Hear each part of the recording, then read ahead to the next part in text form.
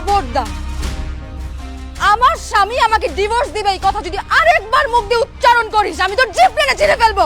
আসিফ, তোমার সামনে তোমার বউ আমাকে থাপ্পড় মেরেছে, যা ইচ্ছা তাই বলছো, তুমি দাঁড়িয়ে দাঁড়িয়ে দেখছো, কোনো প্রতিবাদ করবে না?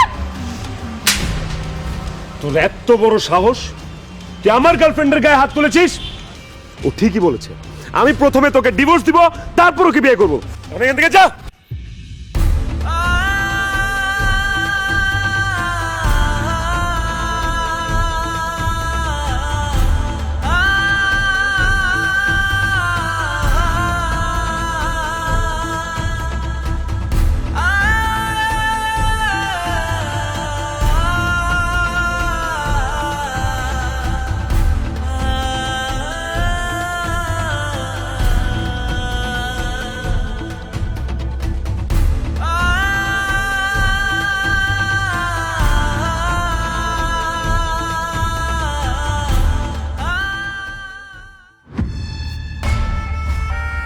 বৌমা, এসব তুমি কি করছো? বাবা, আমার মরতে দেন বাবা, এই জীবনটা আমি রাখতে চাই না বাবা। কেন কেন তুমি নিজেকে শেষ করে দিতে যাচ্ছ বলো? বাবা, আপনার ছেলে এতদিন আমারে অনেক অবহেলা করছে, অনেক অপমান করছে, অত্যাচার করছে, আমি সব মাইনে নিছি বাবা, কিন্তু আজকে আমি নিজের চোখে যা দেখে আসছি বাবা, এটা আমি কোনোভাবেই মাইনে নিতে পারতেছি না বাবা। কষ্টে আমার মুখটা ফাইটা যাইতেছে বাবা, আপনি আমার মরতে দেন। তুমি কি দেখে এসেছো আমাকে বলো বৌমা। বাবা, আমি দেখলাম আপনার ছেলে রাস্তার পাশে দাঁড়ায় অন্য একটা মেয়ের সাথে কথা বলতেছে, আমাকে বলছে যে ওই মেয়ে নাকি ওর গার্লফ্রেন্ড, আর আমারে ডিভোর্স দিয়ে নাকি কয়দিন পরে ওই মায়েরা বিয়ে করবো বাবা। বাবা, আমি থাকতে আমার স্বামীর আরেকটা গার্লফ্রেন্ড থাকবে, এটা আমি মাইনা নিতে পারবো না বাবা, এটা আমি মাইনা নিতে পারবো না বাবা। আপনি আমার আটকেন না, আপনি আমার মরতে দেন বাবা। তুমি মরে গেলে আমি হেরে যাব, তুমি হেরে যাবে, তোমাকে বাঁচতেই হবে। গরিবের ঘরে জন্মেছো বলে তুমি মরে যাবে, তুমি মরে গেলে আমি হেরে যাবো। আসিফকে তোমার উচিত শিক্ষা দিতেই হবে বৌমা। এইটা কোনোদিনও সম্ভব না বাবা। অবশ্যই সম্ভব। আমি বুঝতে পারছি যে সোজা আঙুলে ঘি উঠবে না, এবার আঙুলটা আমাকে বাঁকা করতেই হবে।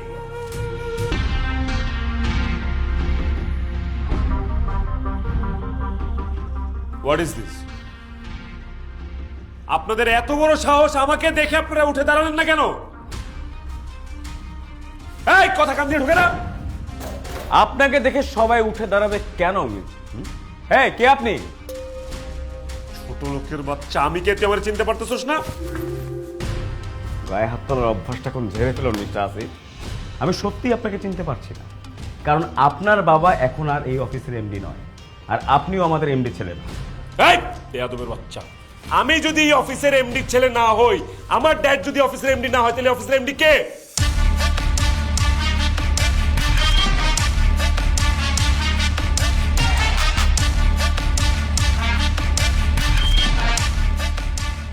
আমি অফিসের এমডি। হোয়াট? তুই এই অফিসের এমডি মানে? ছোট লোকের বাচ্চা, তোর এই অফিসের এমডি কে বানিয়েছে? আমি। বাবা, ও কি বলছে এগুলো? তুমি গ্রামের এই চাষা মেয়েটাকে অফিসের এমডি বানিয়ে ফেলেছো? আমি ওকে এমডি বানিয়েছি। এখন থেকে আমার সমস্ত ব্যবসা বাণিজ্য এই অফিসের সমস্ত কিছু শিরিন দেখাশোনা। এইসব তুমি কি বলছো বাবা? আমি তোমার ছেলে থাকতে এই মেয়েটা কেন অফিসের এমডি হবে? এই মেয়েটা কেন অফিসে সবকিছু দেখাশোনা করবে? কারণ আমার সমস্ত স্থাবর অস্থাবর সম্পত্তি এবং আমার ব্যবসা বাণিজ্য ফ্যাক্টরি সব আমি শিরিন নামে লিখে দিই। বাবা, তুমি এসব কি বলতেছো? Are you out of your mind? আপনার বাবা ঠিকই বলছে, আপনার বাবার যত সম্পত্তি ছিল সব এখন আমার নামে। এই অফিসের এমডি আমি। একটাবার চিন্তা করে দেখেন তো, আপনার তো আগেও কিছু ছিল না, আপনার যা ছিল তার সবই আপনার বাবার। আপনি আপনার বাবার টাকায় বড়াই করতেন, আপনার বাবার টাকায় আপনি বড় বড় কথা বলতেন। আপনি আসিফ চৌধুরী। আচ্ছা, কি যেন একটা বলতেন আপনি আমাকে, ফকিন্নির বাচ্চা, ছোট লোক। এখন তো ফকির আপনি। যান রাস্তায় রাস্তায় ভিক্ষা করেন। আমি আপনাকে এই অফিসে আর কোনো দিনও দেখতে চাই না। যান, গেট লস্ট। অসম্ভব। আমি আমার বাবার অফিস ছেড়ে কোথাও যাব না। বাবা, শিরিন আমাকে অফিস থেকে বের করে দিতে চাচ্ছে, তুমি কিছু বলছো না কেন ওকে? আমি কি বলবো? শিরিন এই অফিসের এমডি, সেটাকে রাখবে না রাখবে সেটা তার ব্যাপার, আমার কিছু বলার নেই। বাবা, বাবা, আপনার বাবাকে ডেকে কোনো লাভ হবে না। 1 মিনিটের মধ্যে আপনি এই অফিস থেকে বের হবেন, না হলে আপনাকে ঘাট ধাক্কা দিয়ে বের করে দেওয়া হবে। এইটা আমার বাবার অফিস, আমার অফিস। এই অফিস ছেড়ে আমি 1 মিনিটের জন্য বের হবো না। ওকে ফাইন, ম্যানেজার সাহেব উনাকে ঘাট ধাক্কা দিয়ে এখান থেকে বের করে দেন। Yes madam. এই আপনি একটু বেরোন তো। এই বেরো ম্যানেজার সাহেব, বেরো। আপনি তো কাজটা ঠিক করতেছেন। বেরো! বের কর!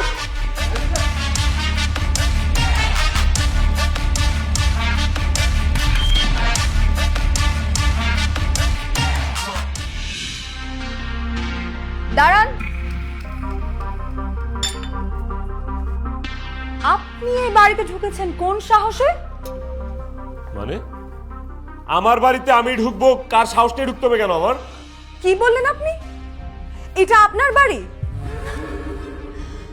না, এটা আপনার বাড়ি না, এটা আপনার বাড়ি ছিল, কিন্তু এখন এটা আমার বাড়ি। হোয়াট? এটা আপনার বাসা মানে? এই বাসা আপনার বাসা কিভাবে হলো?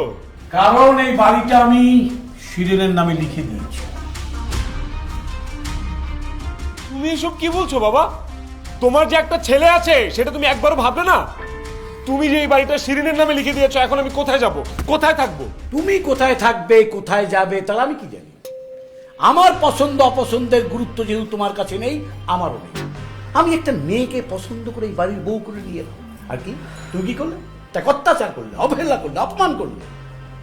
এখন তুমি কি করবে না না করবে সেটা তোমার ব্যাপার, এ ব্যাপার নিয়ে আমার ভাববার কিছুই নেই। আপনার মনে আছে কিছুদিন আগে আমার বাবা এই বাড়িতে এসেছিল, আর আপনি আমার বাবাকে ঘাট ধাক্কা দিয়ে বের করে দিয়েছিলেন।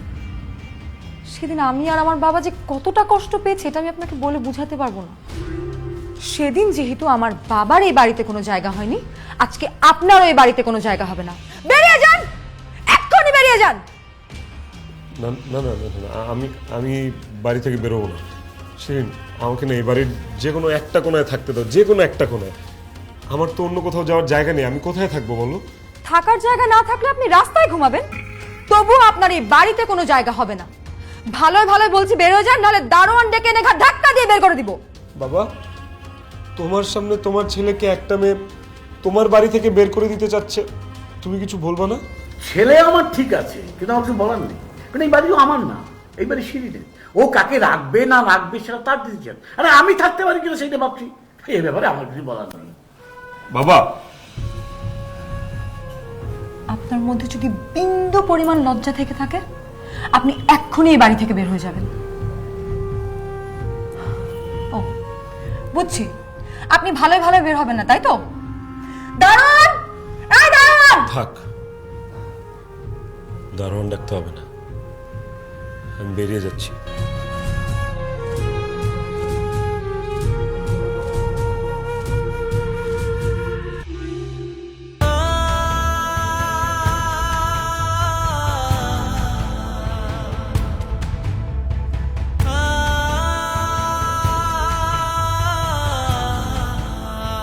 ও মাই গড, মানুষজন যে কেন এভাবে রাস্তাঘাটে শুয়ে থাকে বুঝছি না।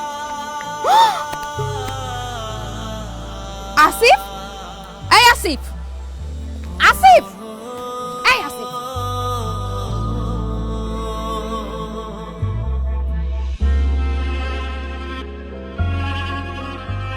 তোমার কি মাথা খারাপ হয়ে গেছে নাকি তুমি পাগল হয়ে গেছো? এই দিনে দুপুরবেলা তুমি রাস্তার মধ্যে এভাবে শুয়ে আছো কেন? শুধু দিনে না, কালকে সারা রাত আমি রাস্তায় ঘুমিয়েছিলাম। হোয়াট? তুমি সারা রাত রাস্তায় ঘুমিয়েছো? But why? কারণ আমাকে বাসা থেকে বের করে দিয়েছে। আরে বাবা, আঙ্কেল তোমাকে বাসা থেকে বের করে দিয়েছে বলে তুমি রাস্তায় শুয়ে থাকবা? আমাকে একটা কল দিতে পারতা, আমি নিজে এসে তোমাকে আমাদের বাসায় নিয়ে যেতাম। সত্যি বলছো? আমাকে তুমি তোমার সাথে তোমার বাসায় নিবা? অবশ্যই সত্যি বলছি, আমি তোমাকে ভালোবাসি না বেব। সত্যি তুমি আমাকে ভালোবাসো তো সোনিয়া? সত্যি সত্যি সত্যি। থ্যাংক ইউ সোনিয়া, আমি আমার সব কিছু ছেড়ে ছুড়ে তোমার কাছে চলে এসেছি। এখন আর তোমার আর আমার মধ্যে কোনো বাধা নাই। চলো, আমাকে তোমার বাসায় নিয়ে চলো, এরপর আমি তোমাকে বিয়ে করব। আচ্ছা ঠিক আছে, সব হবে। তার আগে বলো, আঙ্কেল কেন তোমাকে রাগ করে বাসা থেকে বের করে দিয়েছে? ড্যাড আমাকে বাসা থেকে বের করে দেয়নি, আমাকে বাসা থেকে বের করে দিয়েছে আমার স্ত্রী। হোয়াট? তোমার স্ত্রী তোমাকে বাসা থেকে বের করে দিয়েছে? কিন্তু কেন? আমার বাবা তার সমস্ত সহায় সম্পত্তি, ব্যবসা বাণিজ্য, বাড়িঘর সবকিছু আমার স্ত্রীর নামে লিখে দিয়েছে। আমি তো তোমাকে ভালোবাসি, সেই জন্য আমি শিরিনের সাথে কখনো ভালো ব্যবহার করিনি, সবসময় খারাপ ব্যবহার করি। তাই শিরিন আমাকে বাসা থেকে বের করে দিয়েছে। ও মাই গড আসিফ, তুমি সব কি বলছো? তার মানে তোমার বাবা সব সয় সম্পত্তি তোমার স্ত্রীর নামে লিখে দিয়েছে? হ্যাঁ সোনিয়া, মানে তোমার এখন কিছুই নাই? কিচ্ছু নেই, সেই জন্যই তো আমি রাস্তায় শুয়েছি। আমি একদম পথের ফকির হয়ে গেলাম। সোনিয়া, সোনিয়া আমাকে তোমার সাথে নিয়ে চলো না, আর আমি তোমাকে বিয়ে করব, আমাকে নিয়ে যাও প্লিজ। এই ফকিনির বাচ্চা, আচ্ছা তুই ভাবলি কি করে তোর মতো একটা ফকিনির বাচ্চাকে আমি বিয়ে করব, যার বাপের কিনা কিচ্ছু নাই? শোন, তোর বাপের অনেক টাকা ছিল, তোর গাড়ি ছিল, তুই আমাকে দামি দামি রেস্টুরেন্টে নিয়ে খাওয়াতি, দামি দামি গিফট করতি, আর সেজন্যই আমি এতদিন তোকে ভালোবেসেছিলাম। কিন্তু এখন তো তুই রাস্তার ফকির, তুই আমাকে কিছুই দিতে পারবি না। আর তাই তোর সাথে সম্পর্ক তো দূরের কথা, আজকের পর থেকে আমি তোর সাথে পরিচয় রাখবো না। আর খবরদার, আমার সাথে একদম যোগাযোগ করার ট্রাই করবি না। বাড়ি সোনিয়া,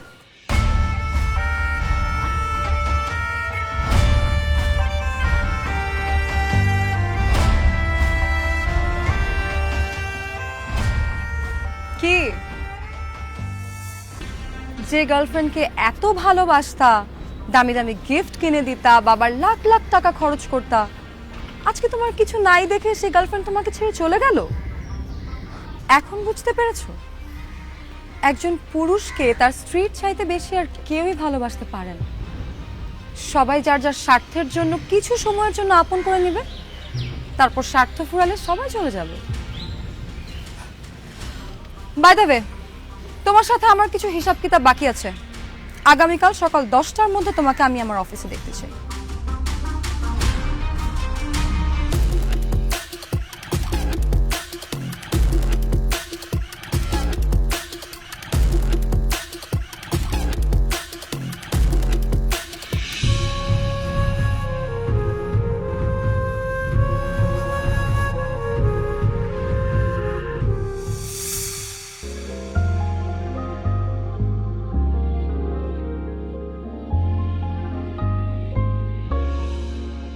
কি ব্যাপার, আপনি এভাবে অফিসে চলে আসলেন কেন? শিরিন তুমি না বললে আমাকে অফিসে আসতে?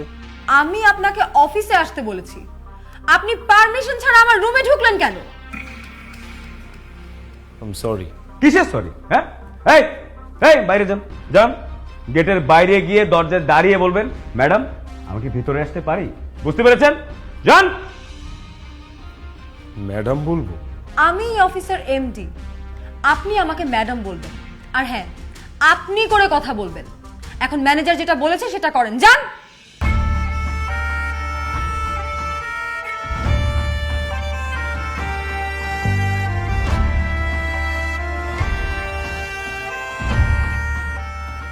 আসতে পারি ম্যাডাম? হ্যাঁ আসুন।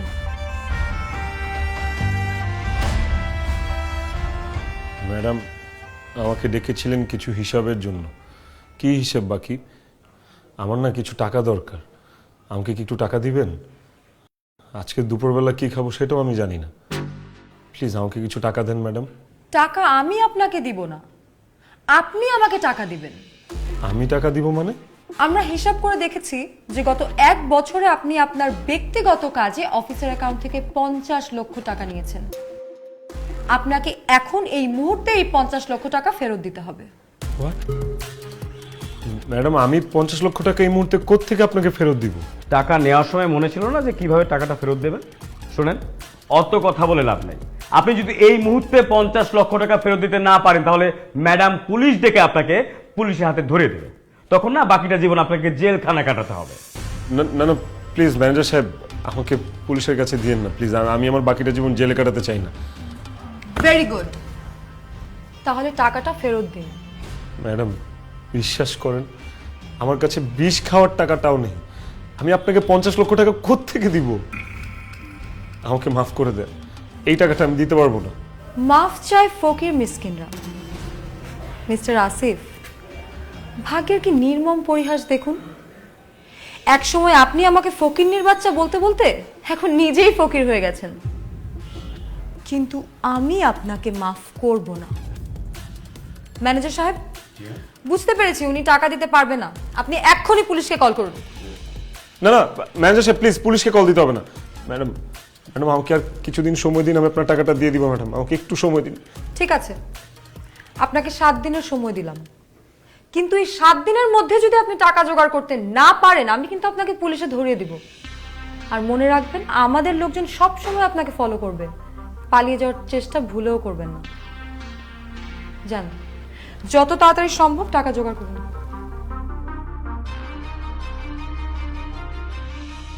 কি রে এই মামা, একটু কথাটা শোন না, আমি তো করে কি কইতেছি, ফোনটা রাখ না।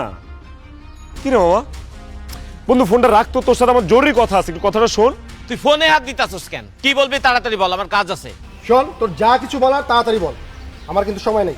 বন্ধু আমার না খুব জরুরি ভিত্তিতে 50টা লাখ টাকা খুব দরকার, আমাকে 50টা লাখ টাকা ধার দিয়ে নিলে পুলিশ আমার যে কোনো সময় ধরে নিয়ে যাবে, আমি জেলের ভাত খেতে চাই না মামা, প্লিজ আমাকে একটু হেল্প কর। আমারে কি পাগলে পাইছে যে তোর মতন ফকিন্নির বাচ্চারে 50 লাখ টাকা ধার দিব? সব তুই কি বলছিস তোমার? আরে বেটা, তোরে এই মুহূর্তে যদি 50 টাকা ধার দিই তুই তো সেইটাই দিতে পারবি না। 50 লাখ টাকা তো অনেক দূরের ব্যাপার। শোন, ফালতু কথা বলবি না, এখানে যা। তোরা আমার সাথে এইভাবে কথা বলতে পারলি? আমি তোদের জন্য কি না করেছি বল? নিজে একটা শার্ট কিনলে তোদেরকেও কিনে দিতাম, যেইখানে যেখানে ঘুরতে যেতাম তোদেরকে সাথে করে নিয়ে যেতাম, আমার খরচে নিয়ে যেতাম, ঢাকা শহরে যত বড় বড় রেস্টুরেন্ট আছে সবগুলোতে তোদেরকে খেতে নিয়ে যেতাম।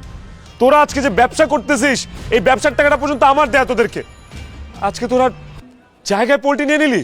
এইসব পুরাতন কাসুন্দি ঘাইটা না এখন কোনো লাভ নাই, তুই এখান থেকে যা তো, সময় নষ্ট করিস না, যা ভাগ। হায় রে বেঈমান, তোরা আমার সাথে এত বড় বেঈমানি করলি? বিপদে পড়লে যে বন্ধু চেনা যায় এটা আবার প্রমাণ হইল। ঠিক আছে, আমাকে তোদের টাকা ধার দেওয়া লাগবে না, আমার কাছ থেকে তোরা যে টাকাটা ধার নিছিলি সেই টাকাটা আমাকে ফেরত দে। এই বেটা, তোর কাছ থেকে আমরা কবে আবার টাকা নিছি? আরে তোরা যে ব্যবসার কথা বইলা আমার কাছ থেকে 5 লক্ষ টাকা নিলি, সেই টাকাটা অন্তত আমারে ফেরত দে। এ বেটা, এই তোর কাছ থেকে যে আমরা ব্যবসার জন্য টাকা ধার নিছি, তোর কাছে কোনো প্রমাণ আছে? তোরা আমার বন্ধু, আমি বন্ধু মনে করে তোদেরকে টাকা ধার দিচ্ছি, সেই জন্য আমার প্রমাণ কি? বন্ধু বান্ধবের মধ্যে প্রমাণ রাখতে হবে। তোর যেহেতু কোনো প্রমাণ নেই সেহেতু আমরা কোনো টাকা ধার নেইনি, তোরে কোনো টাকাই শোধ করবো না, যা ভাগ। হারামির বাচ্চারা, তোর আমার টাকা ফেরত দিবি না? তোর আমার টাকা ফেরত দিবি না? এই তোর আমার টাকা দিতে হবে।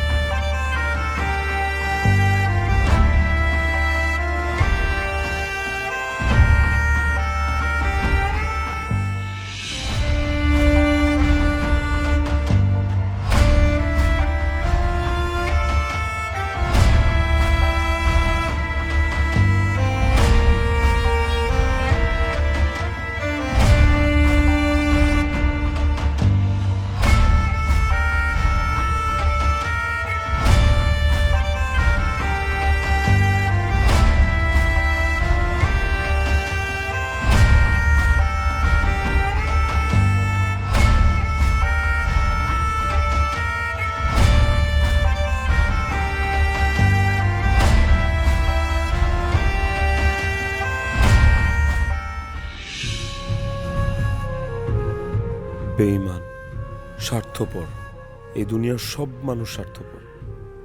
স্বার্থ ফুরিয়ে গেলে কেউ কাউরে চেনে না। কত মানুষের জন্য আমি কত কিছু করলাম, অথচ আমার বিপদে কেউ আমাকে চিনল না। হায় রে দুনিয়া, আমি এখন অফিসের 50 লক্ষ টাকা কোত্থেকে দেব? আর টাকাটা দিতে না পারলে তো পুলিশ আমাকে ধরে নিয়ে যাবে, আর আমাকে যদি পুলিশ ধরে নিয়ে যায় আমার বাবার মান সম্মান যাবে। তার চেয়ে বরং নিজেকে শেষ করে দিই, তাহলে এই দুঃখ, কষ্ট, যন্ত্রণা সব কিছু থেকে একেবারে মুক্তি পেয়ে যাব। হ্যাঁ, এই নিষ্ঠুর পৃথিবীতে আমি আর থাকবো না, সবাইকে ছেড়ে চলে যাব।